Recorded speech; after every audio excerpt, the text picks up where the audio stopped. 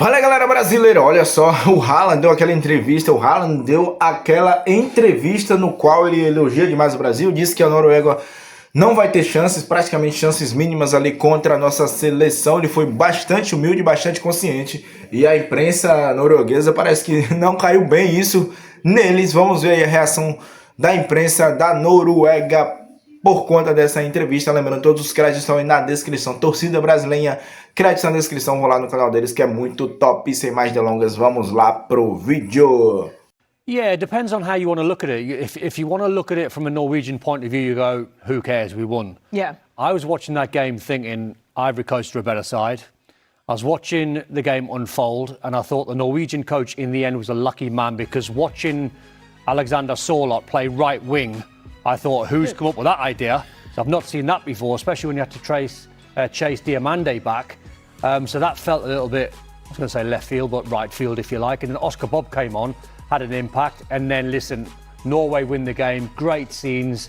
The big man with the tap in. It was a well-worked goal, actually, a goal from a Bodo point of view with a cutback. But Norway now played Brazil. And I seen Haaland's comments after the game, and he was like, this is just insane, and Norway going to play Brazil. Amazing. As pessoas estão simplesmente extasiadas aqui. E o que você diz disso? Depois de tanta tensão, é claro que o pessoal na Noruega realmente agora está extasiado, né? O que você sente é essa união do nosso time, de todo o país, em torno da seleção. E o desempenho? O que você acha que foi o desempenho? Agora, vamos para as oitavas. Haverá excelentes equipes. Não vai ser fácil. Você precisa ser realista. Vai ser difícil avançar. A maior parte das partidas, não sei. Não vai ser fácil. A gente vai ter que conseguir. Para a classificação, a gente se preparou muito e a gente continua muito preparado. Foi tudo. E o Brasil? Como é que vai ser nas oitavas contra o Brasil? Jogar contra o Brasil nas oitavas vai ser algo que a gente vai precisar enfrentar, né? Quais são as possibilidades nesse sentido? Ai, pequenas. It's just been tactical. No, that's just how he is. And Don is alluding to, he said, we're going to play Brazil. This is insane. He's enjoying his time. After the game, the whole team went up in the stands, sitting with their family and friends. They're just absolutely enjoying it. And I think that it speaks for Norway, speaks for Erling, that this is seen as a bonus. This is a kid whose father played with me back in 1994. They have been a bit in the shadow Norwegian football now since 1998 World Cup when we were in France. They've never been there before. So this is seen as a big thing even to be there. And when Erling is in this mood physically, there are no injuries.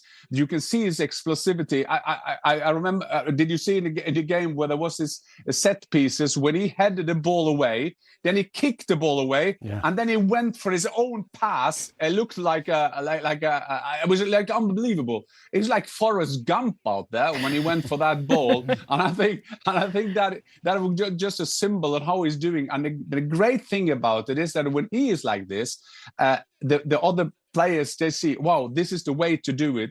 And although Martin Ødegaard won't get praise for it, has the best game with the ball, I think he was enormous today, the way he kept the team together. Because when the goings were tough, he and Patrick Berg especially, always wanted the ball, made us rest with the ball. Some of our weakness before Norwegian teams, we've always been kick and run, but now we are able also, sometimes at least, kind of rest with the ball. And I think that is very important at this World Cup. Right. Well, Norway obviously passed their round of 32 tests. Can they pass their round of 16 tests, which will be won indeed against Brazil, Jan? But is it really a test? Because if you look at their head-to-head, Norway has actually never lost to Brazil. 2 wins and 2 draws, not a single loss. And Stevie seems very confident that they can overcome this test. Jan, are you confident? I'm not very confident, but if you see that game in 1988, that was my first goal for Norway, so it brings me great memories. No, great memory, and it's a great start for us. And last time we were at the World Cup in 1998, there was a decisive game against Brazil, and we had to win to go to the next round. And we managed. Tor André Flo made 1-1, Kjetil Rekdal a penalty just at the end. So I think the confidence is quite high in Norway based on that, but we get everything to win in this game. I mean, we will just enjoy this game. As Brazil want to win the World Cup, it's an old cliche. We just think this is a fantastic thing. The next game at the World Cup, and how can we lose? Because we got everything to win. Don, how confident are you for Norway in this one? Pretty confident. I'm looking forward to watching Haaland versus Gabriel. Yeah, that matchup. Oh, we know that matchup. I do worry about Sorloth playing on that right-hand side and trying to chase Vinny Jr. back. That does worry me a little bit. But I love the idea of what Jan's saying and what Erling Haaland's saying. And sometimes we can delve really deeply into football, and people can look at the data, and people can look at the psychology. And maybe some people think it's with quite a defeatist attitude, what Jan's saying. I embrace it. I'm like with Jan, and I'm like Erling Haaland. Look, you're Norway playing against Brazil. The pressure's on Brazil. Yeah. There's no pressure on Norway. Why can't they go into this game and just say, listen, we'll do it our way. We'll give it our best shot. If we've got enough, we've got enough. And if we can progress, amazing. If Brazil beat us, then we've tried our best. We hold our hands up and just say we weren't good enough. It's a great place for Norway to be going into that game with hardly any pressure. Stevie, early prediction and why you think it's going to go Norway's way? Well, it's partly because Norway have Erling Haaland and they have other ability around the field, but I'm not convinced about Brazil. I still think they're in some ways getting by. And this is a great game. And, you know, you're talking about a player who's enjoying playing, everything becomes easier. Mm-hmm. It's easier to run. It's easier to chase. Everything becomes easier when you're enjoying what you're doing. And the hard yards are the hardest things in football. And if you don't feel well, if you don't feel confident, if you don't think you're 100%, running around and chasing it gets you in the end. But when you're feeling good and you're enjoying yourself, you'll run all day. And this Norwegian side will run all day for each other. And again, that's something I'm not quite sure the Brazilians have. Mm-hmm. I'm not sure that all the Brazilians are running for the guy standing next to him. But I can tell you, I know the Norwegians are. All right, Jan, so early prediction now, since they're having so much fun. How much fun do you see them having against Brazil? I think they're going to have a lot of fun. I'm not saying they're going to win the game. I don't think we're going to win the game. But I do think that Norway, I mean, we got 500 people living in Norway. They know, I spoke to some of the players today after the game, and they kind of notice what's going on in Norway. You must imagine, they're all on public viewing. After the game today, there were like hundreds, thousands. You saw the photos and pictures from Oslo. After the game, all the people went to our castle. They want to wake up our king. Our king is 89, and they were sitting outside the castle. There must have been 50, 60,000 people in the streets, and they were rowing. Can you imagine? Our king, he loves his football, and then he sees out of the window, and he sees like 50,000 people rowing. What I do say about is that this thing that Erling Haaland has, this attitude that comes from this support, this energy that comes from Norway. And I think that is a fantastic strength, because what's coming for Brazil is the pressure to win the World Cup. And I think that is an advantage for us. I'm not saying we have nothing to lose. I'm just saying we've got everything to win. And I think that is a great start for a game against Brazil for us. Well, he's doing an analysis. I'm doing the euphoria. But what is right at, we started quite passive. And Nusa, who's playing so well in German Bundesliga, and has played very good for Norway through the qualification, as has Alexander Sørloth, who had a very quiet game. But then Nusa started taking on people, and then he made that magnificent goal. We maybe then should have had 2-0 before for the half time on a corner from that Sørloth. We came out in the second half, and we had problem with Diomande, but somehow, and Don was alluding to it, Patrick Berg, the captain of Bodø/Glimt, as we've seen doing so well in the Champions League, he had a great game, and together with Bob, he created that goal, and it ended up being a tap-in for the big man, Erling Haaland. After that tap-in nearly was a bad touch for him. It was but a scuffing. Still, you can see his eyes. He got a bit scared that he had had done a bad touch on it. But overall, I said that before the game, it was a 50-50 game. The Ivory Coast is a very good team. We have some weaknesses in our team, but somehow we managed to kind of cover them. And you have to be said, we have a goalkeeper who played for Sevilla. He has played 7 games for his club this season, not best of practice. And then Diallo at the end there with that free kick, that's one of the save of this World Cup. And at least it saved us big time. Diallo, who had a big save, Don and Stevie, on the line, remember, at 1-0. And I thought, wow, this gonna bite us. And yes, he went up and did that 1-1. But then when you have Erling Haaland, you have that get out of prison card that nations like us love to have, or any nation would have loved to have. Yeah, and is that a common theme watching Norway play today with Sørloth playing right wing? Is that something that's been done before? Yes, what they've done is that they put Alexander Sørloth in that position because Erling Haaland doesn't like to play with a partner. Right. So this is what Ståle Solbakken has done. He has told Sørloth, play in midfield, but you are a striker, but never tell Erling.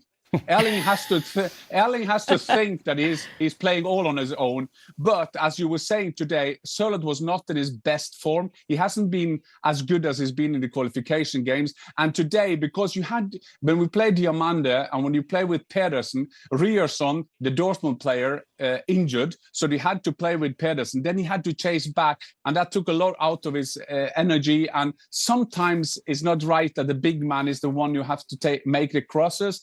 We like him to be more central. But yes, that has been a part of our philosophy, of our setup. Stevie, what do you make of everything? Well, I think the Sørloth thing, they have to change it. You know, it's one thing when you're playing out of position and things are going well, but you could see today that the first couple of touches he had weren't good. He lost the ball a couple of times. And then you sort of, for a guy who's 10 foot tall, he started shrinking a little bit, you know, when he was getting the ball in the middle or in the wide area. So I do think they have to change that. At the same time, I would say that Norway had as many chances in this game, probably more than Ivory Coast. You know, we can say that Erling Haaland never touched the ball much, but he had 2 opportunities with his head in the first half. He also had 1 block that was going in the first half. So, you know, the Norwegians, yes, they may have looked as though they were giving up possession and maybe looked as though Ivory Coast were the team not dominating, but in charge. But through all of that, Norway was creating chances. Yeah. And so if you're creating chances and you've got a guy called Erling Haaland up front, you've got a chance of winning games. And I've already said that I think Norway will beat Brazil. And I'm not going to change from that. I think they can beat Brazil. All right, well, hang on. We're going to talk about that Brazil game. But first, I do want to speak a bit more, Jan, of course, about your get-out-of-jail-free card that is Erling Haaland, that even when he's not had that many touches, he still is in the right place at the right time. He now has just 1 goal in this World Cup behind the likes of Kylian Mbappe and Lionel Messi. We talk about that race for the Golden Boot, but I was speaking to Arneda Manua and he said he's just playing like he's having fun, like he's happy to be there. No pressure really on him. Is that kind of working in his favor too? Yes, it is, Sonny. I mean, he has played 3 games. He has scored 5 goals. He plays for a smaller nation, which makes him even more impressive. But as we do follow him, and we have followed him over the years, Erling Haaland is just doing what Erling Haaland is doing. He's just having fun. When he said after the game against Senegal, he said, "Yeah, we'll play France. We'll probably lose against them, and then probably win the World Cup." Everybody thought. Isso aí, rapaziada, fazer um breve comentário aqui sobre esse vídeo, sobre esse assunto. Cara, eu não acho que o Haaland foi medroso ou está com medo do Brasil. Ele foi justamente respeitoso. Ele sabe que o Brasil é uma camisa prezada. A camisa da seleção brasileira carrega 5 estrelas. Ele foi cuidadoso na sua entrevista. A imprensa da Noruega tá de sacanagem fazer isso com o Haaland, né? Ele que é o melhor disparado, o melhor jogador da história da Noruega, disparado, um dos melhores centroavantes aí que eu já vi jogar. Ele pode ser desengonçado, pode ser, sei lá, sem habilidade quando vai driblar um jogador, mas pra fazer gol, ele é um dos melhores que eu já vi. O que você achou? Comente aí se vocês estão de acordo com a opinião aqui do canal. Se inscreva, ative o sininho das notificações para não perder absolutamente nada, nenhum conteúdo. Fiquem com Deus e vamos rumo ao Hexa. Isso aqui, meu irmão, isso aqui é Brasil.